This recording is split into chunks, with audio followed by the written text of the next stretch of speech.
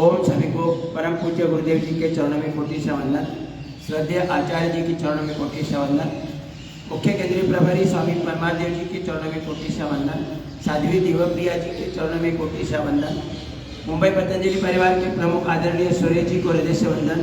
आदरणीय मेधा जी, आदरणीय अभय जी, आदरणीय संतोष जी, कार्यरत पूरी मुंबई की टीम, उन सभी को हृदय से वंदन। यहाँ पर आदरणीय शरद जी, आदरणीय पांडे जी, मंडल जी, प्रभाकर जी और उनकी पूरी टीम और आप सभी को हृदय से वंदन करते हुए आज अपना प्राणायाम का सेशन शुरू करते हैं। तो सब लोग कपालभाति करते रहे। मुझे जो कुछ आपको बोलना है वो आप सुनते रहिए शांति से। प्राणायाम का अभ्यास तो अपना हुआ है, 8 प्राणायाम कैसे करने हैं, उनके द्वारा क्या फायदा होना है और आखिरी लक्ष्य क्या है, सबको पता है ना। ये योग साधना से आखिरी लक्ष्य क्या है? पाचन, शोषण और विसर्जन। भूल जाते हैं। अभी ऐसे ही बोलते रहेंगे तो क्या फायदा है। हम जो भी योग कर रहे हैं, चाहे वो योगिक जॉगिंग कर रहे हैं, सूर्य नमस्कार कर रहे हैं, दंड बैठक करेंगे, सूक्ष्म व्यायाम करेंगे, 12 आसन करेंगे, 8 प्राणायाम करेंगे, ध्यान करेंगे, उन सभी क्रियाओं द्वारा हमारा लक्ष्य एक ही है। और कौन सा है वो लक्ष्य? पाचन, शोषण और विसर्जन। उसके बाद हमें ज्यादा कुछ करने की आवश्यकता नहीं। पूरा भगवान ने हार्डवेयर सॉफ्टवेयर टॉप क्वालिटी का लगा दिया है। हार्डवेयर सॉफ्टवेयर टॉप क्वालिटी का लगा दिया है और ऐप भी डाउनलोड करके रखे। फिर हमें कोई विचार करना, ये प्लानिंग करने की, सब पूरा प्लानिंग, वो दो लक्ष्य कौन सा है, जीवन इस धरती पर भगवान ने हमें किस कारण भेजा है, वो लक्ष्य भी निर्धारित है। लेकिन वो लक्ष्य हमें पता ना होने के कारण हम जीवन में भटक रहे हैं। वो हमारा लक्ष्य, प्रत्येक व्यक्ति का लक्ष्य भगवान ने निर्धारित किया है। कौन से लक्ष्य प्राप्ति के लिए यहाँ धरती पर आपको भेजा है। वो लक्ष्य जिसको प्राप्त होता है वो ऐसे ऊपर चला जाता है, उसको प्राप्त होता है। जो कब प्राप्त होगा? जब उसके अंदर 37 ट्रिलियन सेल्स का स्ट्रक्चर और कैरेक्टर ठीक होगा। और उसके लिए कौन सी रिक्वायरमेंट है? प्राइम रिक्वायरमेंट है प्राण। कौन सी रिक्वायरमेंट है? प्राण, प्राण ऊर्जा। ये प्राण ऊर्जा, प्राण स्वयं भगवान प्राण रूप में आकर अपने शरीर में प्रवाहित हो रहे हैं। भगवान स्वयं प्राण रूप में आकर अपने शरीर में प्रवाहित हो रहे हैं और अपने शरीर का और संपूर्ण जीवन का कार्य संचालित कर रहे हैं। तो भगवान की जहाँ उपस्थिति नहीं है वहाँ दुख दर्द होगा, वहाँ पेनिंग होगा, डिसऑर्डर होगी, उस अंग के अंदर कोई बीमारी होगी, फिर हम दवा लेते रहेंगे। यहाँ दवा एक ही है, प्राण शक्ति, प्राण ऊर्जा, प्राण ऊर्जा। तो प्राण ऊर्जा हमारे शरीर में पर्याप्त ना होने के कारण आज हमारी दुर्दशा है। हम बीमार भी हो रहे हैं, झगड़े भी कर रहे हैं, भ्रष्टाचार भी कर रहे हैं, कालाबाजारी भी कर रहे हैं, कई सारे गड़बड़ी वाला काम कर रहे हैं। थोड़ा अच्छा काम कर रहे हैं, बाकी ज़्यादा गड़बड़ी वाला ही काम कर रहे हैं। सब झगड़े भी हो रहे, मारामारी भी हो रही, युद्ध भी हो रहे। तो ये सब प्राण शक्ति के अभाव के कारण हो रहा है। अगर प्राण शक्ति हमारे शरीर में पर्याप्त हो तो हमारा स्वभाव भगवान जैसा होगा, भगवान जैसा कार्य हम कर सकेंगे। भगवान जो आज पूरे ब्रह्मांड को संचालित कर रहे हैं, उसी प्रकार से हमारी शक्ति, हमारे अंदर भी पर्याप्त शक्ति है। तो उसका उपयोग हम तब कर पाएंगे जब हम प्राण ऊर्जा अपने शरीर में 37 ट्रिलियन सेल्स में पर्याप्त प्राण ऊर्जा का सप्लाई देंगे। और वो सप्लाई बाहर से हम तो प्राणवायु लेंगे, लेकिन अंदर लेने वाला कौन है? आभारी है। अंदर लेने वाला कौन है? हीमोग्लोबिन है। और हीमोग्लोबिन शक्तिशाली बनाने का काम अपना है। तो उसके लिए क्या चाहिए? पाचन ठीक होना चाहिए। उसके लिए देखो, हीमोग्लोबिन स्ट्रांग होना, ये 2-4 चीजें ध्यान में रहनी चाहिए। हमारी शरीर की प्राइम रिक्वायरमेंट है प्राण। प्राण को शरीर में अवशोषित करने वाला, रिसीव करने वाला हीमोग्लोबिन। वो कमज़ोर नहीं होना चाहिए। वो कमज़ोर ना होने चाहिए, इसलिए क्या होना चाहिए, अपना पेट ठीक होना चाहिए, पेट का कार्य ठीक होना चाहिए। फिर पेट का कार्य ठीक करने के लिए क्या करना पड़ेगा, योग करना पड़ेगा। उसमें कपालभाति है, मरकट आसन है, जो मतलब अलग अलग क्रिया है, लेकिन सबसे ज़्यादा महत्वपूर्ण है कपालभाति। तो कपालभाति से हमारा पेट ठीक होगा। तो पेट ठीक होने के बाद पूरा कार्य भगवान ने पूरा निर्धारित किया है, अपने शरीर में प्रोग्रामिंग किया है। हमें कुछ भी करने की आवश्यकता नहीं पड़ेगी, जो निर्धारित कार्य है वही कार्य होगा। इसलिए हमें योग साधना से दूर नहीं होना है, ध्यान रहे। अब योग साधना से तो हमारा पाचन, शोषण और विसर्जन ठीक होगा, ये तो हमने देख लिया। लेकिन उसके पहले भी कुछ नियम का पालन हम लोगों ने करना आवश्यक है, कि उसके लिए योग ऑप्शन नहीं है। मतलब जो क्रिया मैं आज अभी बताने जा रहा हूँ उसके लिए योग ऑप्शन नहीं है। मतलब योग के क्या कोई ऑप्शन नहीं है, वही करना पड़ेगा आपको।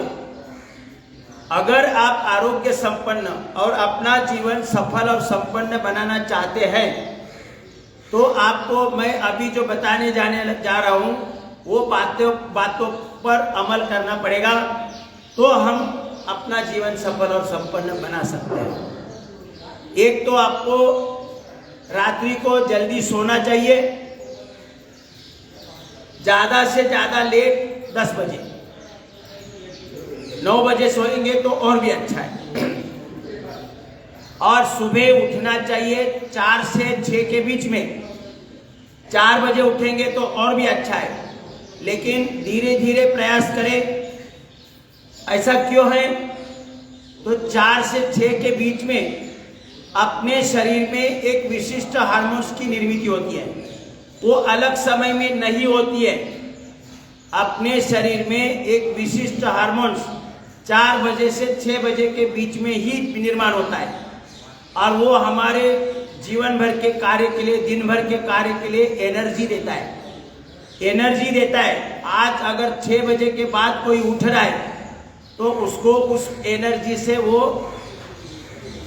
टूटा रहता है, मतलब उसको वो एनर्जी नहीं मिलती है। अगर उस एनर्जी के साथ जुड़ना है तो हमें 4 बजे, 4:30 बजे, 5 बजे, 5:30 बजे, 6 बजे के पहले कुछ तो उठना चाहिए। तो थोड़ा सा एनर्जी के जो हार्मोन्स है हमें प्राप्त होंगे। इसलिए हमें 6 बजे के पहले उठना चाहिए। हाथ वारे मत करना बहन जी, प्लीज। आप कपालभाति करो। अभी बहुत व्यायाम तो किया है ना, क्या है सब लोग अच्छा से बैठ रहे, कपालभाति कर रहे हो, ये कि कई ऐसे कर रहे हैं तो अच्छा नहीं दिखता है, प्लीज। और बाकी समय भी ऐसे ही करो, मतलब आप कपालभाति करो, अनुलोम विलोम करो, लेकिन हाथ वारे मत करो प्लीज। तो हमें कितने बजे उठना चाहिए, 4 बजे से 6 बजे के बीच में उठना चाहिए। तो जो एक विशिष्ट प्रकार के कार्टिसोल, ये हार्मोन्स बाकी समय में निर्माण नहीं होते, और हमें दिन भर के कार्य के लिए जो एनर्जी चाहिए वो एनर्जी हमें प्राप्त होती है। अगर नहीं उठते हैं तो उस एनर्जी से वंचित रहते हैं, और दिन भर कार्य करते समय आपको परेशानी उठानी पड़ती है। अगर परेशानी उठानी पड़ रही है तो समझ लेना हम 6 बजे के पहले ना उठने के कारण कार्टिसोल नाम के जो हार्मोन्स है वो हमें प्राप्त नहीं हो रहे हैं। रात्रि को जल्दी सोएंगे। मैंने एक बार शायद बताया होगा कि हमारे शरीर में ऑटो सिस्टम से रिपेयर की व्यवस्था वाली एक चिप भगवान ने डाल दी है। ऑटो रिपेयर होता है, मतलब पिछले 24 घंटे में अपने शरीर में जो भी कम बीमारी आ गई है, जो भी नादुरुस्त हुआ है अंग, उसकी दुरुस्ती करने के लिए ऑटो सिस्टम से भगवान ने एक ऑटो रिपेयर की व्यवस्था बनाई है, एक छोटी सी चिप डाल दी है। लेकिन वो सॉफ्टवेयर की फाइल कब ओपन होती है, 9 बजे से रात्रि के 3 बजे ऑटो सिस्टम से रिपेयर होता है। आपको उसके लिए कुछ करना नहीं पड़ेगा। आपको खाली ध्यान रखना है कि ये 9 बजे से 3 बजे तक ये ऑटो रिपेयर की फाइल ओपन होती है और अपना कार्य करती है। पिछले 24 घंटे में अपने शरीर में जो भी बिगाड़ हुआ है उसकी दुरुस्ती होती है। लेकिन कंडीशन एक ही है, रात्रि के 9 बजे से 3 बजे तक गहरी निद्रा में होने चाहिए। आजकल वही नहीं हो रहा है, इसीलिए रिपेयर नहीं हो रहा है। ऑटो रिपेयर की जो सॉफ्टवेयर की फाइल है वो ओपन होने की कंडीशन है, रात्रि के 9 बजे से 3 बजे तक गहरी निद्रा में होने चाहिए। अगर नहीं हो रहे और मैंने बोला कि 10 बजे कम से कम सो जाओ, तो उतना तो समय मिलेगा। 10 बजे से 3 बजे तक 5 घंटा तो मिल जाएगा रिपेयर के लिए, और उस दरमियान ये फाइल ओपन, सॉफ्टवेयर की प्रोग्राम की फाइल ओपन होती है। अब 6 बजे से मतलब सूर्योदय के पहले मल विसर्जन होना चाहिए। सूर्योदय से पहले मल विसर्जन होना चाहिए। अगर नहीं हो रहा है, बिस्तर में 8 बजे 9 बजे 10 बजे तक लेटे रहे, तो किसी प्रकार का भी व्यसन ना होने से भी हमारे शरीर में अनेकों बीमारी हो सकती है। डायबिटीज हो सकता है, हाई बीपी हो सकता है, कैंसर हो सकता है, लीवर की समस्या, हेपेटाइटिस, अनेकों प्रकार के रोग हो सकते हैं अगर सूर्योदय के पहले मल विसर्जन नहीं हुआ है। और ऐसा क्यों है? तो रात्रि के समय में अपने शरीर की जो व्यवस्था है, समझ लो जो सेल्स है, मजदूर है, वो अपने पूरे शरीर की सफाई करके कूड़ा करकट एक जगह पर सुबह सुबह लाके रख देते हैं। ध्यान से सुनो, पूरा शरीर की सफाई रात्रि भर करके पूरा जो भी गंदगी है वो लाकर पर्टिकुलर जगह पर रख देते हैं। उनकी अपेक्षा है कि सूर्योदय से पहले उसका विसर्जन हो, क्योंकि वो शरीर के काम की नहीं है। और जैसे ही सूर्योदय होता है दूसरी लेबर आ जाती है। सूर्योदय होने से दूसरी लेबर आ जाती है, दूसरे सेल्स कार्यरत होते हैं। पहले रात्रि वाले सेल्स छुट्टी पर चले जाते हैं, नए लेबर आती है। और नया लेबर का काम क्या है? जो भी मिले उसका प्रोसेस करना, उसका पोषण तत्व निर्माण करना और पूरे शरीर को सप्लाई देना। अब आपने अगर मल विसर्जन नहीं किया है और नई लेबर आ गई, वो क्या करेगी? मल का प्रोसेसिंग करेंगी, और मल का प्रोसेसिंग से क्या मिलेगा? गंदगी मिलेगी, और उसको पूरे शरीर को सप्लाई दिया जाएगा। इसीलिए बीमारी आ जाती है।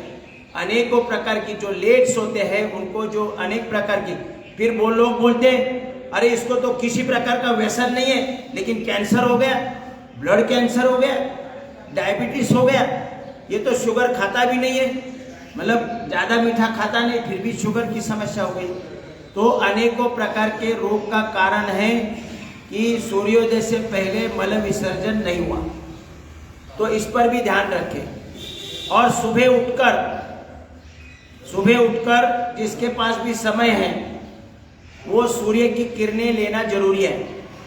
15-20 मिनट, आधा घंटा सूर्य की किरणें लेना जरूरी है, कि उसके लिए कोई अल्टरनेट व्यवस्था नहीं है। जो हम विटामिन की गोली खाते हैं ना, विटामिन डी की गोली खाते हैं, उसका ज़्यादा प्रभाव नहीं होता है जब तक हम सूर्य की किरणें डायरेक्ट अपने शरीर पर नहीं लेंगे। सूर्य की किरणें लेना आवश्यक है, उसके लिए कोई अल्टरनेट गोली वाले टैबलेट वगैरह उसका कोई फायदा नहीं है। डायरेक्ट सूर्य की किरणें अपने शरीर पे।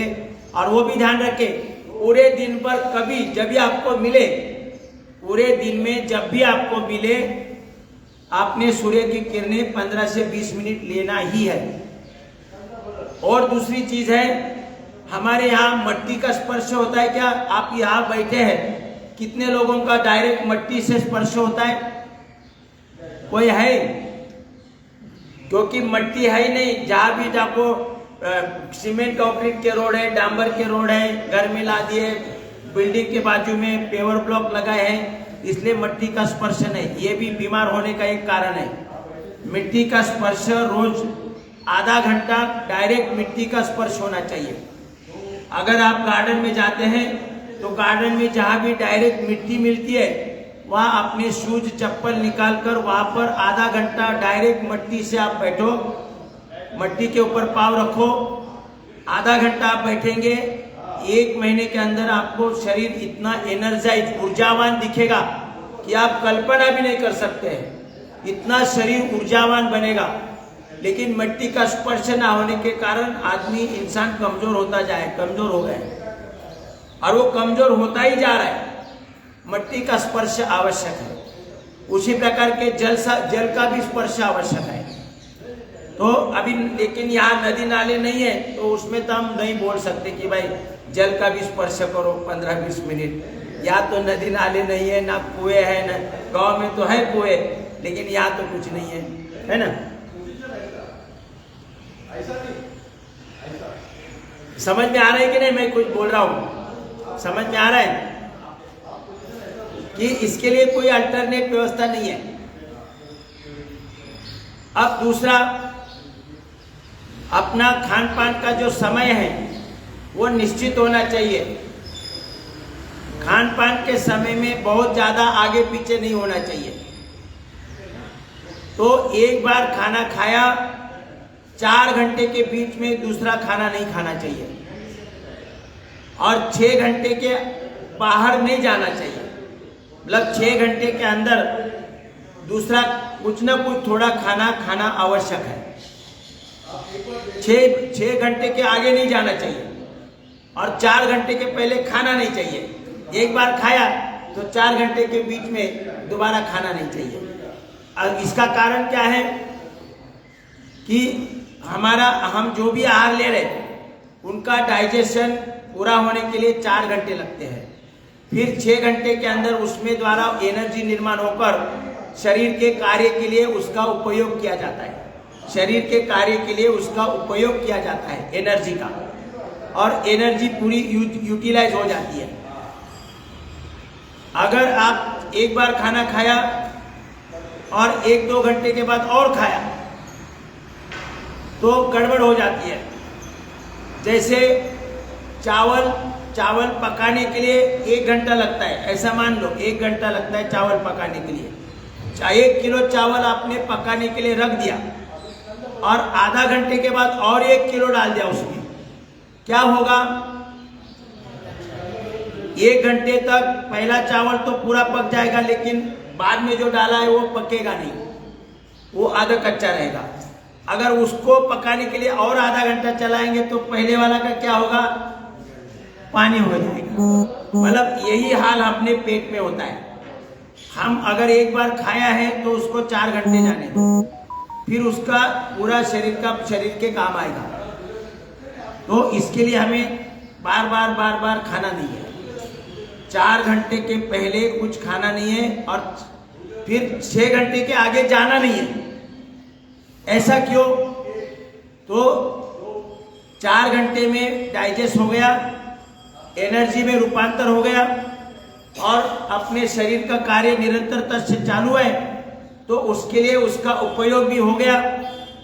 अब 6 घंटे के अंदर पूरा यूटिलाइजेशन हो गया। 6 घंटे के अंदर दूसरा कुछ खाना चाहिए, अदरवाइज हमारे शरीर में एनर्जी शॉर्टेज आता है। एनर्जी शॉर्टेज, देखो एनर्जी शॉर्टेज आता है और एनर्जी शॉर्टेज के कारण अपने शरीर के अलग अलग अंगों में डिसऑर्डर आ सकती है, बीमारी आ सकती है। एनर्जी शॉर्टेज नहीं आना चाहिए। तो ये एनर्जी शॉर्टेज ना आए इसलिए हमें 6 घंटा होते ही कुछ ना कुछ थोड़ा सा खाना आवश्यक है। अगर नहीं खाएंगे तो क्या होता है पता है?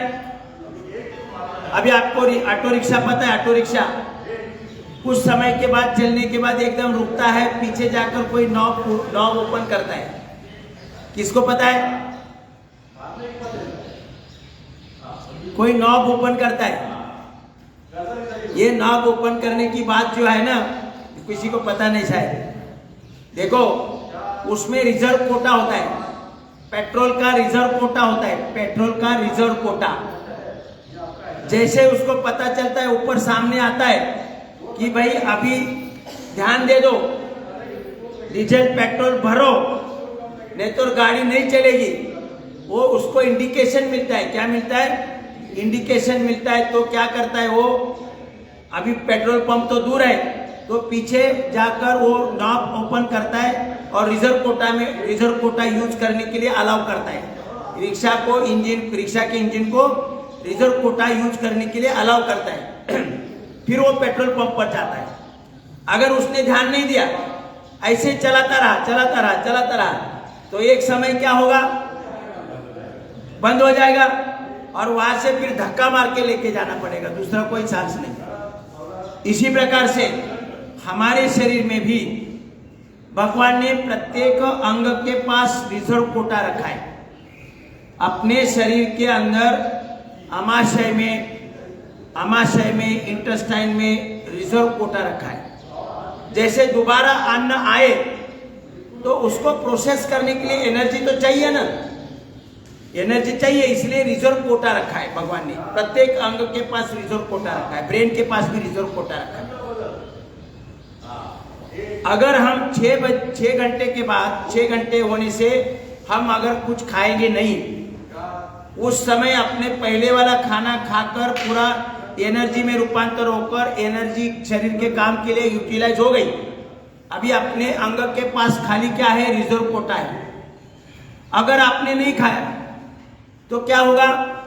रिजर्व कोटा यूटिलाइज होना शुरू होगा। रिजर्व कोटा, क्योंकि शरीर तो काम रुकना नहीं, हम देख रहे हैं, चल रहे हैं, कामकाज कर रहे हैं, सोच रहे हैं, विचार कर रहे हैं, सब काम चालू है, तो रिजर्व कोटा यूटिलाइज होगा।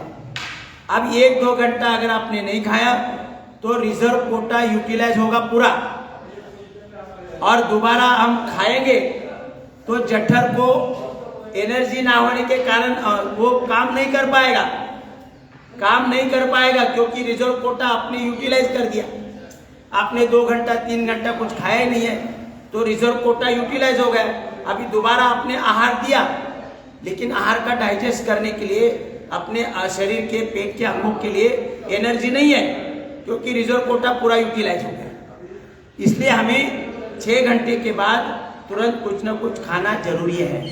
ध्यान रहे, थोड़ा खाए, ऐसा नहीं कि पेट भर खाना चाहिए, कुछ ना कुछ थोड़ा सा खाना आवश्यक है, तभी जाकर। नहीं तो क्या होगा, जिस अंग में एनर्जी शॉर्टेज आएगा उस अंग में बीमारी आनी ही है, क्योंकि उसके पास एनर्जी नहीं है, इम्यूनिटी नहीं है, तो रोग के जीवाणु हावी होंगे उसके ऊपर, क्योंकि वह एनर्जी नहीं है।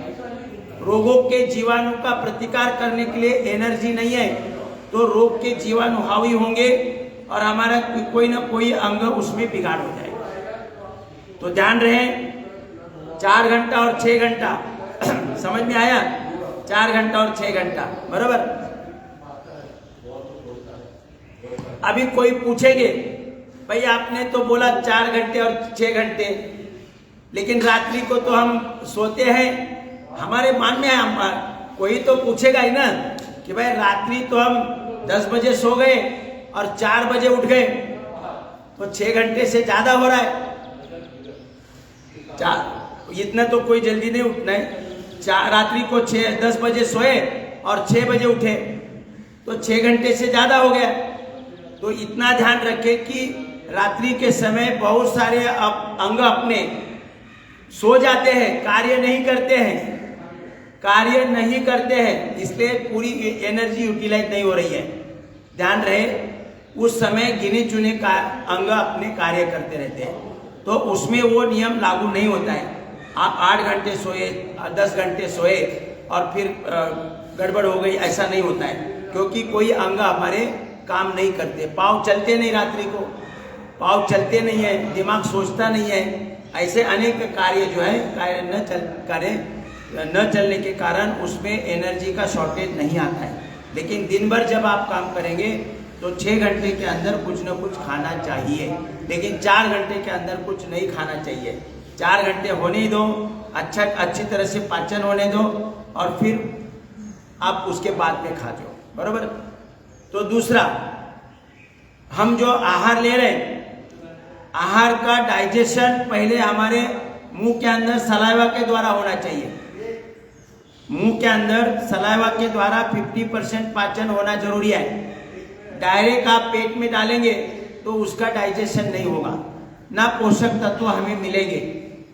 हम जो भी आहार ले रहे हैं उसके अंदर अपने शरीर के पोषण के लिए जो भी पोषक तत्व है वो भगवान ने अति सूक्ष्म पेटी के अंदर सुरक्षित रखे हैं। अति सूक्ष्म पेटी के अंदर सुरक्षित रखे हैं। ये पेटी टूटने के बगैर वो हमारे पेट में पाचन उसका होता नहीं है। अभी इसका उदाहरण मैं बताता हूं। दूध में घी है कि नहीं? हाँ ना बोलो, दूध में घी है ना? आप दूध को दिन भर मथते रहेंगे रवि से, घी बाहर आता है क्या? दूध फटेगा लेकिन घी बाहर नहीं आएगा। ऐसा क्यों हो रहा है? तो दूध के अति सूक्ष्म पेटी के अंदर घी सुरक्षित रखा है भगवान ने। जब तक दूध की अति सूक्ष्म पेटी टूटेगी नहीं तब तक घी खुला नहीं होगा और हमें नहीं प्राप्त होगा। इसलिए हम क्या करते हैं, दूध को दही में रूपांतर करते हैं और सभी पेटियां टूट जाती है और घी बाहर आ जाता है। फिर हम दही को रवि से मथते तो लोनी के रूप में हमें ये घी मिल जाता है। उसी प्रकार से हमारे शरीर में हम जो आहार ले रहे, चाहे वो जूस हो, दूध हो, पानी हो, घन पदार्थ हो, जो भी हम आहार के रूप में ले रहे, उसके अंदर अपने शरीर के पोषण के लिए जो पोषक तत्व है वो अति सूक्ष्म पेटी के अंदर भगवान ने सुरक्षित रखे। ये पेटी टूटने बगैर वो हमारे शरीर के काम नहीं आएंगे। अब ये पेटी तोड़ने की मोनोपोली है, पेटी तोड़ने की मोनोपोली है। और मोनोपोली किसकी है, किसी को पता है? ये पेटी तो ये जो भी हम आहार ले रहे चाहे दूध है, जूस है, पानी है, घन पदार्थ है, वो उसके अंदर जो पोषक तत्व है वो अति सूक्ष्म पेटी के अंदर है। तो ये पेटी टूटे बगैर वो पोषक तत्व हमारे शरीर में डाइजेस्ट नहीं होते। तो ये पेटी तोड़ने का काम पूरी मोनोपोली भगवान ने किसको दिए पता है? सलाइवा को दिया है। किसको दिया है? सलाइवा को, लार को दिया है। ये पूरी मोनोपोली लार के द्वारा अगर हमारी ये पेटी टूटेगी नहीं तो हमारे पेट में आप सोना खाओ, बादाम, पिस्ता, काजू कुछ भी खाओ, लेकिन बराबर खा गए और पेट में पेटी वैसी ही गई तो उसका अपने शरीर में पाचन नहीं होता है। आप भले 8 घंटा कपालभाति करो, 8 घंटा 10 घंटा कपालभाति करो, आपके शरीर में जो पेटी अंदर गई है उसका डाइजेशन, पाचन नहीं होगा, वो टॉयलेट में निकल जाएगी, आपके शरीर के काम नहीं आएगी। तो आपके शरीर के काम आनी चाहिए तो हमने सलाइवा के द्वारा, इसीलिए हर बार सबको पता है कि नहीं, बड़े लोग बोलते थे ना, घास चबा कर 32 बार चबा कर खाना चाहिए, 32 बार चबा कर खाना चाहिए। लेकिन किसी को बताया नहीं कि 32 बार क्यों चबाना है, 32 बार क्यों चबाना है। समझ गए? चबाते ज्यादा लार निकलेगी और लार के द्वारा हर एक पदार्थ की जो पेटी है, पोषक तत्व जिस पेटी के अंदर भगवान ने सुरक्षित रखे वो पेटी टूट जाएगी। वो खाली सलाइवा ही तोड़ सकता है। पेटी टूटेगी और पोषक तत्व खुले हो जाएंगे और सलाइवा के द्वारा उसके अंदर अगर विषैला पदार्थ आया भी है तो उसको न्यूट्रलाइज किया जाएगा और ये जो अपना पोषक तत्व है वो अमृतमय बनाया जाएगा। सलाइवा के द्वारा कैसा बनाया जाएगा? अमृतमय बनाया जाएगा। सलाइवा के द्वारा पेटी टूट जाएगी और पोषक तत्व खुले हो जाएंगे और उन पोषक तत्वों को विषमुक्त किया जाएगा सलाइवा के द्वारा। विषमुक्त यानी अमृत समान बनाया जाएगा। कैसा बनाया जाएगा? अमृत समान। वो अमृत समान आहार पेट में जाएगा तो बीमारी हो सकती है? अमृत अगर पेट में जा रहा है तो उससे बीमारी नहीं होगी। इसलिए हमें हर समय आहार चबा चबा कर खाना जरूरी है, ताकि पेटी टूटेगी, पोषक तत्व खुले हो जाएंगे, उनको प्यूरिफाई किया जाएगा और फिर हमारे पेट के अंदर जाएंगे। तो 50% पेट के अंदर कितना पाचन है? 50% पाचन है। तो वड़ा पाव देखो, वड़ा पाव के टपरी पर वड़ा पाव कितना समय में खा लेते हैं हम? 2 मिनट में पूरा वड़ा पाव खा लेते हैं। उस वड़ा पाव का पेट में कोई काम नहीं है, वो टॉयलेट में निकल जाएगा। आप बादाम, पिस्ता, घी वगैरह जो भी खाएंगे वो चबा चबा कर पेटी तोड़कर नहीं जाएगा पेट में, शरीर में उसी का कोई फायदा नहीं होगा, वो सीधा टॉयलेट में निकल जाएगा। तो ध्यान रहे, आहार चबाकर ही खाना चाहिए, पानी चबाकर ही पीना चाहिए। पानी के अंदर भी सलाइवा मिक्स होगा, तभी वो पानी अमृत समान बनकर अपने पेट के काम आएगा। और खाना खाने से पहले आधा घंटा पानी नहीं पीना है, खाना खाने के 1 घंटे बाद पानी पीना है, खाने के बीच बीच में पानी नहीं पीना है। सुबह खाने के बाद पीना है तो फल का जूस पी सकते हैं, दोपहर को छाछ पी सकते हैं, शाम को दूध पी सकते हैं, लेकिन पानी नहीं। आप बोलेंगे कोई साधक कि भाई उसमें भी तो पानी है, वो पानी जैसे ही जूस में उसका तासीर बदल जाता है, वो डाइजेशन बढ़ाता है। छाछ डाइजेशन बढ़ाता है, रात्रि का दूध डाइजेशन बढ़ाता है। लेकिन अगर पानी हम पिएंगे, डायरेक्ट पानी पिएंगे, तो वो पानी हमने खाना खाया और पानी पिया, तुरंत पानी पिया, गट गट गट गट गट पानी पिया, तो वो पानी अपने जठर अग्नि को बुझाएगा और अन्न डाइजेस्ट होने की जगह अपचन होना शुरू होगा, सड़ना शुरू होगा, अन्न सड़ेगा, डाइजेस्ट नहीं होगा, अन्न सड़ेगा। और वो सड़ने से बचने के लिए हमें पानी भी घोल घोल कर पीना है, सलाइवा मिलाकर पीना है। खाना खाने के बाद अगर जरूरत है तो 2-3 घूंट पानी पी लो, 2-3 घूंट पानी, लेकिन घोल घोल कर सलाइवा मिक्स करके पानी पियो तो वो जठर अग्नि को बढ़ाएगा। सलाइवा मिक्स करके घोल घोल कर पानी पियोगे तो वो जठर अग्नि को बढ़ाएगा, बुझाएगा नहीं। इसलिए पानी भी पीते हैं और पानी बैठकर पीना चाहिए, पानी हमेशा बैठकर पीना चाहिए। अगर सही पद्धति पानी पीने की है तो ये ऐसे उकड़ू बैठकर पानी पीना है, ऐसे पानी पीना है। पानी जब भी पीना है ऐसे बैठकर, उकड़ू बैठकर पानी पीना है और पानी घोल घोल कर पीना है। पानी डायरेक्ट नहीं पीना है, पानी ऊपर से पीना नहीं है। पानी हमेशा बर्तन को मुंह लगाकर ही पीना है। कुछ चीजें ऐसी है कि हम मतलब कुछ कारणवश मुंह नहीं लगाते हैं, ऊपर से पानी पीते रहते हैं। तो ऊपर से पानी पीने वाले, खड़े होकर पानी पीने वाले, उनको घुटने का दर्द होगा ही। ऊपर से अपने शरीर के काम नहीं आएगा वो पानी। पानी अगर काम आना है तो बैठकर और घोल घोल कर पानी पीना आवश्यक है, घोल घोल कर पानी पीना आवश्यक है। तो ये सारी बातें आप ध्यान रखो, फिर हमें योग का फायदा होगा। अगर हम खाली योग कर रहे करके बाकी सभी जो जीवन शैली की बिगड़ी हुई जीवन शैली, मैंने 4 कारण बताए ना, कौन से? बिगड़ी हुई जीवन शैली, बिगड़ा हुआ आहार, बिगड़ा हुआ विचार और बिगड़ा हुआ श्रम, ये 4 कारण है। उसमें से जीवन शैली ज्यादा प्रभाव डालती है। तो ये सब आपने जो मैंने बताया वो जीवन शैली का भाग है। जीवन शैली सही होनी चाहिए, तभी हमारा आरोग्य सही रहेगा। तो कुछ बातें ऐसी है कि उसके लिए कोई अल्टरनेट नहीं है। खाना चबाकर खाने के लिए कोई अल्टरनेट नहीं है। खाना चबाकर ही खाकर सलाइवा का पूरा उपयोग करना आवश्यक है, ताकि पेटी टूटेगी। पेटी तोड़ने की पूरी मनोबली किसके पास है? सलाइवा के पास है।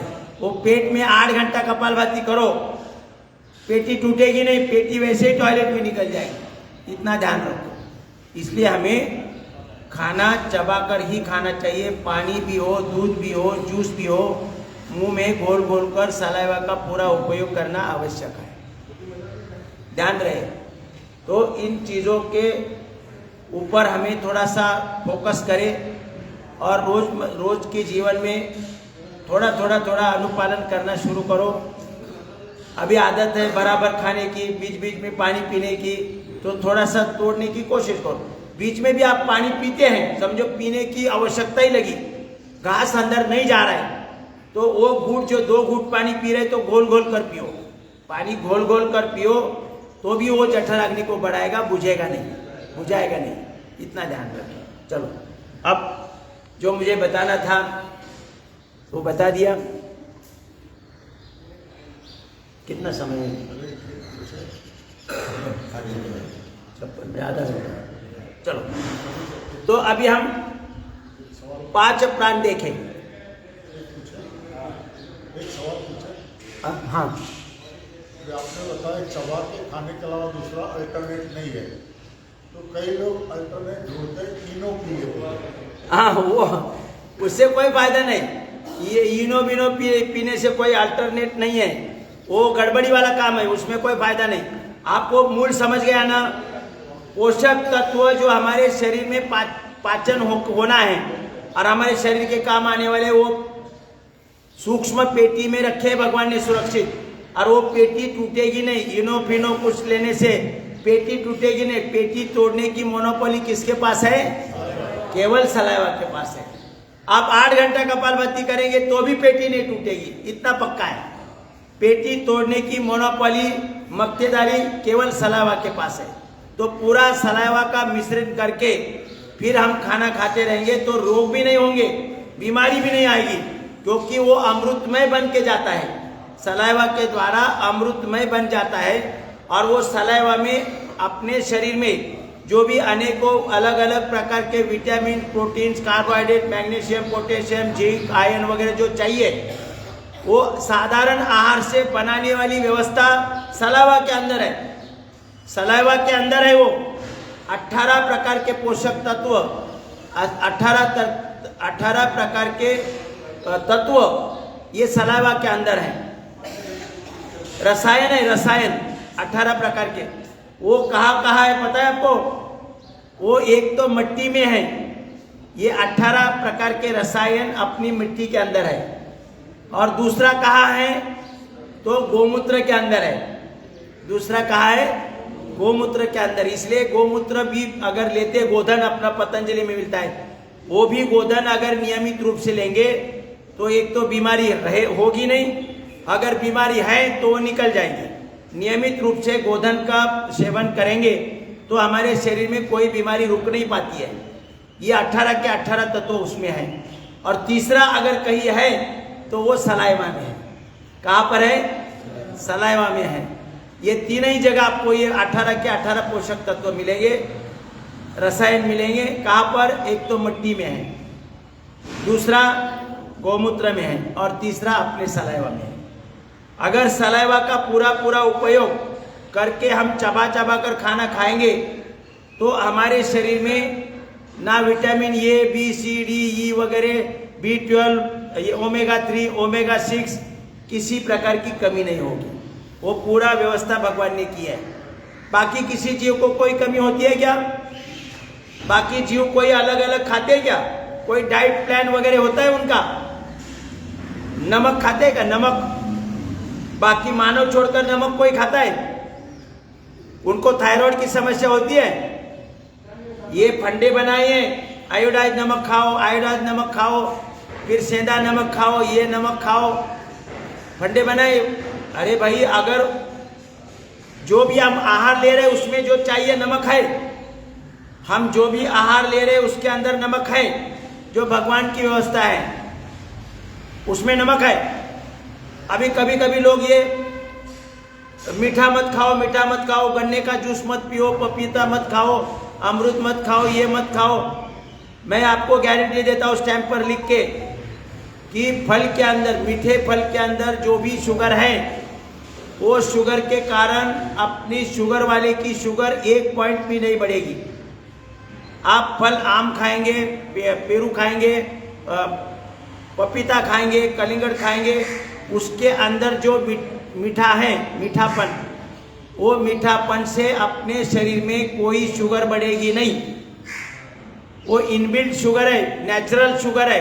वो नेचुरल शुगर अपने शरीर में अपने आप डाइजेस्ट हो जाती है। उसके द्वारा कोई अपनी अब जो शुगर वाला है उसकी शुगर 1 पॉइंट भी नहीं बढ़ेगी। आप अगर फल खाएंगे तो शुगर नहीं बढ़ेगी, लेकिन अपने दिमाग में डाल दिया है कि शुगर वाले ने मीठे फल नहीं खाने हैं। वो ऐसा नहीं होता है, मीठे फल खाने से शुगर नहीं बढ़ती है। वो नेचुरल शुगर है, उसको वो अपने शरीर में एब्सॉर्ब हो जाती है, अपने आप एब्सॉर्ब हो जाती है। उसके शुगर बढ़ने वाली कोई प्रक्रिया नहीं है, तो ध्यान रहे। तो हमने एक बार देखा पंच प्राण। क्या देखा? 5 प्राण। कौन कौन से है? प्राण, प्राण, अपान, उदान, समान, व्यान। यहां कौन सा है? यहां समान, व्यान, ब्लड सर्कुलेशन। अब 5 उपप्राण है। देवदत्त, बोलो देवदत्त, नाग, कृंकल, कूर्म, धनंजय। ये 5 उपप्राण जो है ये हमारे शरीर का संरक्षक है। हमारे संपूर्ण शरीर का संरक्षण करते हैं, हमारे संपूर्ण शरीर का संरक्षण करते हैं। अभी वो किस प्रकार के संरक्षण होता है वो भी अपने को पता होना चाहिए। किसी को पता है? ये 5 उपप्राण है, देवदत्त, नाग, कृंकल, कूर्म और धनंजय। देवदत्त नाम का जो उपप्राण है वो नाक में कार्यरत है। कहाँ पर? नाक में। नाक में क्या करता है? छींक देता है। क्या करता है? छींक देता है। ये सुरक्षा कवच है, छींक आना जरूरी है। अगर ये नाग नाम का उपप्राण कार्यरत नहीं है, सोया पड़ा है, तो हमें छींक नहीं आएगी, हमें छींक नहीं आएगी। और रात्रि आप सो गए हैं, रात्रि सो गए हैं, नाक तो खुला है कि नहीं लंग्स तक, कि कुछ ढक्कन लगाया है? ढक्कन नहीं लगा सकते क्योंकि सांस बंद हो जाएगी, इसलिए ओपन है वो। तो रात के अंधेरे में कोई चींटी अंदर जाएगी लंग्स के अंदर, रात्र भर निवास करेगी, सुबह सुबह मलमूत्र छोड़कर निकल जाएगी, क्योंकि कोई अटकाव नहीं है। और फिर दूसरे दिन सभी सगे संबंधी को बुलाएगी, बोलेगी बहुत अच्छा पेड़ मिला है, चलो। सब वो अपने लंग्स के अंदर आएगी, कोई अटकाव नहीं होगा। तो भगवान को पता था, इसलिए भगवान ने प्रिकॉशन लिए। थोड़ा से भी यहाँ कुछ हलचल होती है तो क्या होता है? छींक आती है कि नहीं? तो ये छींक कब आएगी? जब देवदत्त नाम का उपप्राण सोया नहीं है, वो पूरी तरह से यहाँ कार्यरत है। अपन कोई सोए वाले देखो, सोया हुआ आदमी भी उसको ऐसे थोड़ा कागज का कपड़ा ऐसे नाक में हिलाएंगे तो सोया है तो भी छींक मारता है कि नहीं? तो ये भगवान ने व्यवस्था लगाई है छींक मारने की। तो छींक मारना सुरक्षा कवच है कि बीमारी है? सुरक्षा कवच है कि नहीं? बीमारी नहीं है। ये थोड़ा सा भी अनवांटेड कोई अंदर घुसने का प्रयास करे तो तुरंत छींक के इतना फोर्स से छींक आती है कि वो बाहर निकल जाता है। तो ये सुरक्षा कवच है, समझ गए? नहीं तो आज तक तो आप बदले हो गए, अरे साहब बार बार छींक आ रही है, छींक आ रही है, क्या समझ में नहीं आ रहा है, छींक आ रही है, तो अनवांटेड चीज अंदर जा रही है। तो दूसरा है नाग। नाग नाम का उपप्राण है, वो आंखों में काम करता है। नाग नाम का उपप्राण आंखों में काम करता है। जैसे हवा का झोंका आता है, धूल अंदर जाएगी, इसलिए ऑटो सिस्टम से पलके झपकता है और वो आंखों का प्रोटेक्शन करता है। आंखें गीली होती है कि नहीं? जन्म से मृत्यु तक आंखें गीली होती है, लेकिन बाहर पानी टपकता है क्या? ऑर्डिनरी कोर्स में पानी टपकता है क्या? रोते हैं तब पानी टपकता है, लेकिन ऑर्डिनरी कोर्स में ढक्कन तो नहीं है, ढक्कन नहीं है, लेकिन पानी नहीं टपक रहा है, बरोबर? तो ये पूरा जो कार्य है आंखों को गीला रखना, आंखों के अंदर कुछ कचरा जाए तो पलके झपक झपक कर बाहर निकलता है कि नहीं? और डॉक्टर के पास जाने की जरूरत पड़ती है, पलके अपने आप झपकती रहती है और जो कचरा गया है वो गीलापन से बाहर निकल आता है। तो ये देवदत्त नाग नाम का उपप्राण क्या करता है? अपने आंखों का प्रोटेक्शन करता है। क्या करता है? आंखों का प्रोटेक्शन करता है। देवदत्त नाग क्रुंकल, क्रुंकल नाम का उपप्राण हमें जमाई की भावना देता है। जमाई माई दे योनिंग करते हैं। अभी इसको भी कैसे सुरक्षा कवच है पता होना चाहिए। ये जमाई तो आता है तो आदमी परेशान होता है कि नहीं, बार बार जमाई आ रही है, बार बार जमाई आ रही है तो परेशान होता है। लेकिन ये सुरक्षा कवच है। हमारे शरीर की कमजोरी के कारण, हीमोग्लोबिन अत्यंत कमी होने के कारण ऑक्सीजन ज़्यादा एब्सॉर्ब नहीं होता है और शरीर में एक समय आता है कि ज़्यादा से ज़्यादा कार्बन जमा हो गया है। पूरे शरीर में कार्बन ही कार्बन जमा हो गया है और कार्बन के कारण और ऑक्सीजन की कमी के कारण अनेक सारे अंग, जो कोमल अंग है, ब्रेन जैसा अंग है, वो कमजोर बन जाता है। उनके अंदर कोई डिसऑर्डर आ सकती है, रोगों के जीवाणु उसके ऊपर हावी हो सकते हैं। तो इसके लिए भगवान ने क्या किया है, यहाँ ये जो क्रुंकल नाम का जो उपप्राण है उसको जमाई की भावना देने की व्यवस्था बनाई है।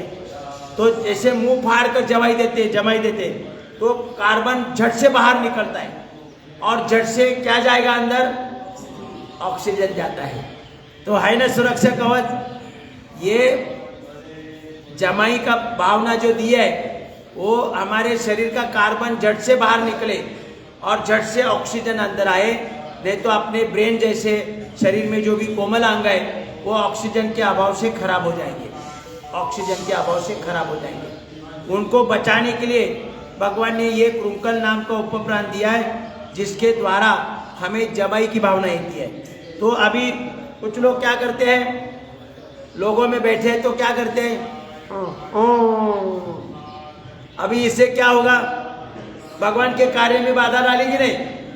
भगवान तो चाहता है कि भाई ऑक्सीजन झट से जाए और कार्बन झट से बाहर निकले और ऑक्सीजन आए और अपने अंदर के छोटे छोटे पुर्जे जो खराब होंगे तो उससे बचे। लेकिन आपने क्या किया, हर बार फिर क्या होगा, कार्बन ही अंदर रहेगा, ऑक्सीजन जाएगा नहीं। और बार बार आप ऐसे करते रहोगे तो शरीर में जो भी कोमल अंग है वो खराब हो जाएगी। इसलिए भगवान ने ये जमाई की भावी अभी आगे से कोई करेगा क्या ऐसा, अरे भाई हीमोग्लोबिन कमजोर है इसलिए ऑक्सीजन एब्सॉर्ब नहीं हो रहा है, कार्बन ही कार्बन भरा पड़ा है। इसलिए भगवान चाहता है कि भाई झट से कार्बन बाहर निकालो और ऑक्सीजन ले लो, नहीं तो मर जाएगा। और हम ऐसे कर रहे हैं तो ऐसा अभी नहीं करेंगे, है ना। अभी बाहर जाएंगे, थोड़ा साइड में जाकर मुंह पार कर थोड़ा सा करेंगे, हाँ बरोबर। फिर उसके बाद क्या है, कूर्म नाम का प्राण है, कूर्ण उपप्राण है कूर्म। वो कूर्म क्या करता है पता है, ऐसे खुजाने की भावना देता है, ऐसे खुजाते हैं ना, खुजाने की, ये बहुत जरूरी है, ये खुजाने की भावना कौन सा देता है प्राण, कूर्म नाम का उपप्राण है। देवदत्त नाग क्रुंकल कूर्म, ये खुजाने की भावना देता है। अब आपने देखा हीमोग्लोबिन लंग से और स्किन से क्या लेता है, ऑक्सीजन लेता है और सेल को देता है, 30 पूरे शरीर को सप्लाई देता है। वहां से क्या उठाता है, कार्बन उठाता है ना, अपने पूरे शरीर से कार्बन उठाता है। वो कहाँ छोड़ता है, लंग्स में छोड़ता है और स्किन के ऊपर पसीने के द्वारा छोड़ता है। तो इसीलिए पसीने की दुर्गंध आती है। तो ये शुद्धि कार्य शरीर का हो रहा है, शरीर का शुद्ध कार्य हो रहा है कि नहीं। हर समय जब पसीना आता है तो बाहर कार्बन निकल आता है, कार्बन। अभी कभी कभी क्या होता है, किसी कारणवश दवा के साइड इफेक्ट के कारण कहीं अपने ये छिद्र बंद हो जाते हैं। अगर ये छिद्र बंद हो गए तो हीमोग्लोबिन तो कचरा लाकर छोड़ेगा स्किन के नीचे, वो अपना काम करेगा। लेकिन स्किन की छिद्र बंद हो गई है तो कचरा बाहर नहीं आएगा, कहाँ जमा होगा, स्किन के नीचे जमा होगा। तो अभी आपको पता चलेगा स्किन सोराइसिस जैसे अनेक प्रकार जो चमड़ी के रोग होते हैं तो क्यों हो रहा है, समझ गए।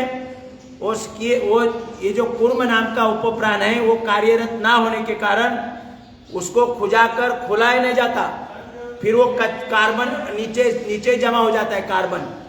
कार्बन स्किन के अंदर नीचे जमा होता है कार्बन, ये स्किन कड़क हो जाती है, राठ हो जाती है, कठिन हो जाती है स्किन, अनेक प्रकार के स्किन के रोग हो जाते हैं, स्किन सोराइसिस जैसे रोग होते हैं। तो ये कचरा बाहर निकलना चाहिए, तो भगवान ने यहाँ खुजाने की भावना दी है ना।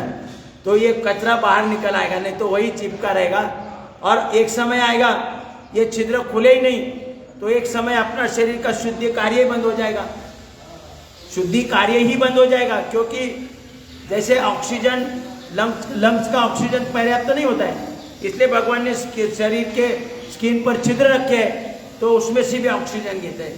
तो वैसे ही कार्बन छोड़ने के लिए लंग्स पर्याप्त नहीं है, इसलिए स्किन के ऊपर पसीने के द्वारा छोड़ा जाता है, तो शरीर का शुद्धि कार्य चलता है। तो ये शुद्धि कार्य सही रूप से चले, इसलिए कूर्म नाम का उपप्राण खुजाने की भावना देता है ना। सुरक्षा कवच, सुरक्षा कवच है कि नहीं। अब पांचवा उपप्राण है धनंजय। धनंजय नाम का जो उपप्राण है, हमारा पेट और छाती, उसके अंदर एक पटल है, पटल ऐसा पटल है, ऐसा यहाँ पटल है। ये पटल की लयबद्ध ऐसी अंकुंचन प्रसरण का कार्य चलता है, ऐसे चलता है। तो जब ऐसे होता है तो लंग्स नीचे खींचे जाते हैं और नाक से हवा अंदर जाती है, नाक से हवा अपने आप अंदर जाती है। फिर ऐसे होगा तो क्या होगा, लंग्स को दबाया जाएगा तो हवा नाक से बाहर जाती है। समझ में आया क्या अपना श्वसन कैसे चल रहा है। ये धनंजय नाम का जो उपप्राण है, उनके द्वारा ये श्वसन चल रहा है, ये लयबद्ध पद्धति से चल रहा है, लयबद्ध ऐसे। अभी इसमें ये लयबद्धता में अगर बिगाड़ हो जाए तो वो दोबारा लयबद्ध पद्धति से लाने के लिए हमें हिचकी की भावना दी है।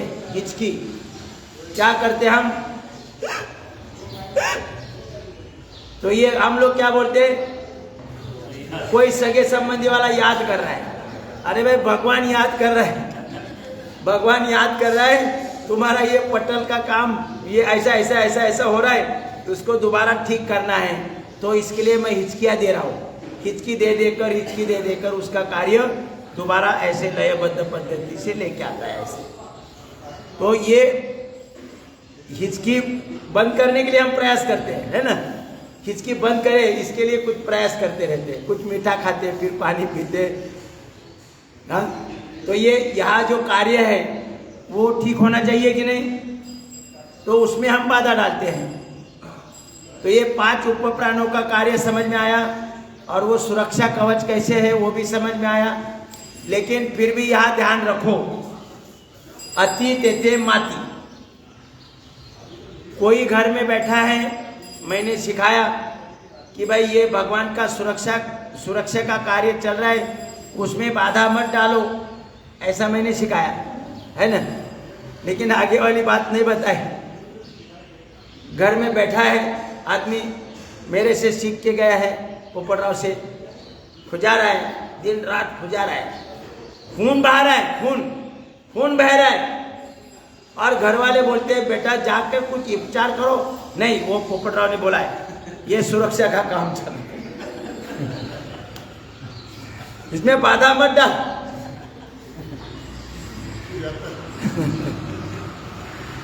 सही हो गया।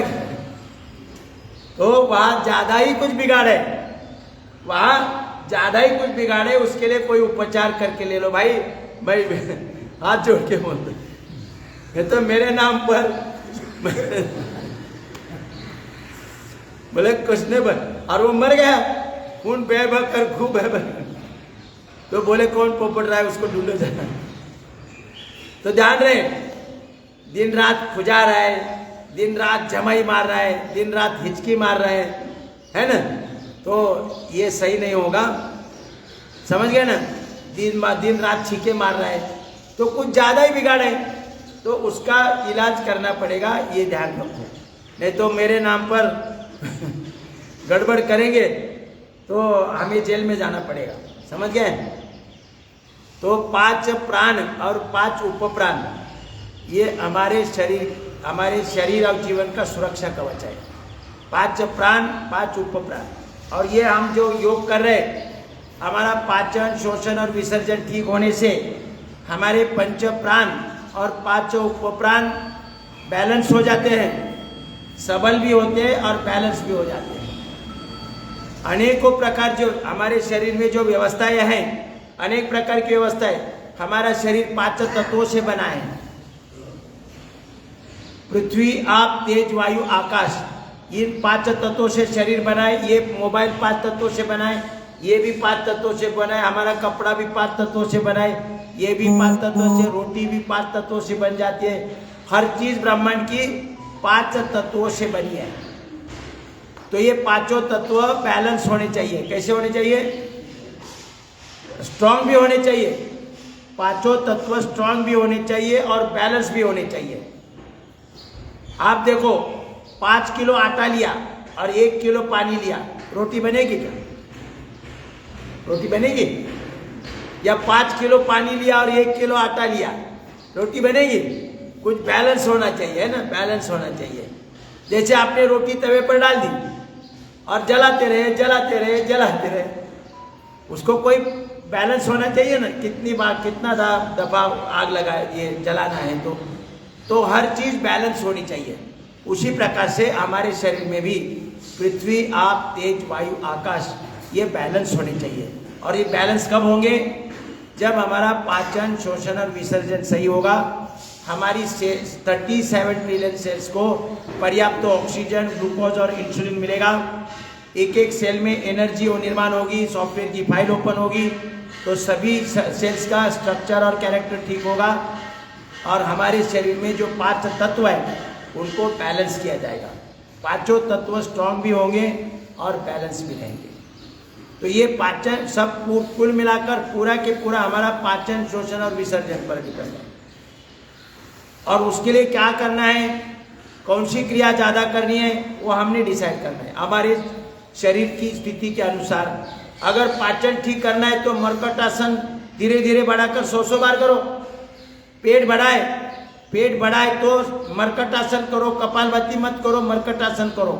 50 बार, 100 बार इधर उधर ऐसा करो। 6 महीने के अंदर पाचन ठीक हो जाएगा, पूरा के पूरा पाचन ठीक होगा। पेट भी खाली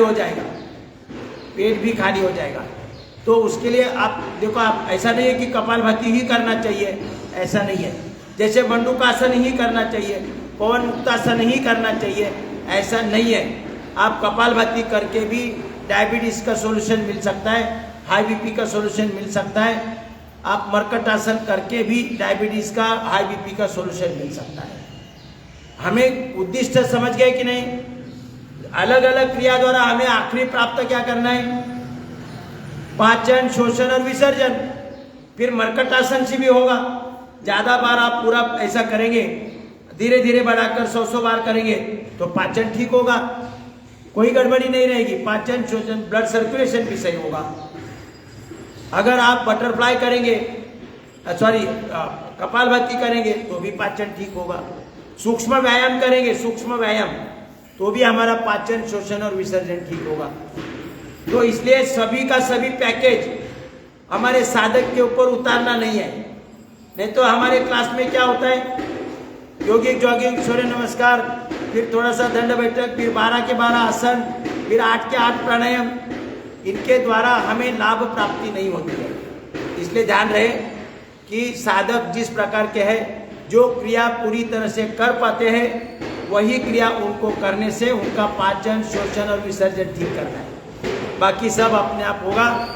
अभी आगे वाला हम बीच बीच में आएंगे, तब जो उर्वरित भाग है, ये अष्टचक्र, मूलाधार, स्वादिष्ठान, मणिपुर, अनाहत, विशुद्धि, आज्ञा चक्र, आज्ञा बिंदु चक्र और सहस्त्राधार चक्र बहुत मजेदार है। वो जब भी हमें समय मिले, हम ये अपना 30 दिन के अंदर आकर आपको बताएंगे कि मूलाधार क्या है, मूलाधार अपने शरीर में कौन सा कार्य करता है, उसके लिए कौन सी एनर्जी कहाँ से मिलती है, स्वादिष्ठान अपने शरीर में कौन सा कार्य करता है। तो ये पूरा हमें कुछ नहीं करना पड़ता है। जब हमारा पाचन, शोषण, विसर्जन ठीक होगा हमारे सभी के सभी चक्र एक्टिवेट हो गए तो अपना कार्य अपने आप चलता है, विचार वगैरह सब अपने आप हो जाता है। क्या विचार करना है, कौन सा कार्य करना है, कहाँ जाना है, कौन सा अपने साथी कौन होंगे, विरोधी कौन होंगे, वो सब प्लानिंग करके भगवान ने प्रोग्रामिंग करके दिया है। तो उसका लाभ उठाने के लिए हमारा क्या लक्ष्य क्या है, सब एक बार बोल दो, पाचन, शोषण और विसर्जन। तो किसी भी प्रकार से करो, लेकिन पूरा के पूरा पैकेज लगाने की जरूरत नहीं है। 2-3 क्रिया करने से भी अपना पाचन, शोषण, विसर्जन ठीक होगा और हम आरोग्य संपन्न बनेंगे। ये मेरा अपना अनुभव है। मैंने कोई 25 साल में गोली दवा नहीं ली, कोरोना पीरियड में वैक्सीन नहीं लिया, लेकिन आज मुझे कोई समस्या नहीं, अगले 50 साल तक होगी नहीं। मतलब 125 के बाद विचार करेंगे कब जाना है। ओम सभी को।